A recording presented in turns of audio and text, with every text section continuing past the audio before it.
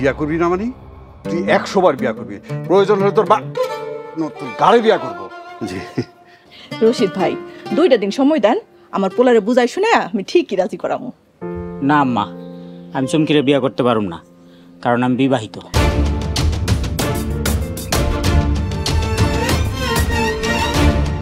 ও বাজান, তুই এগুলো কি কইতাছস?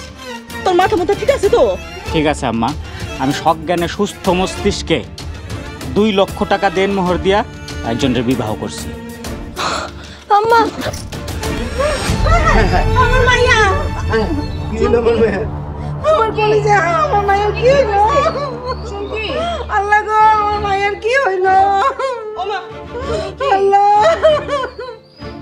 আল্লাহ রে।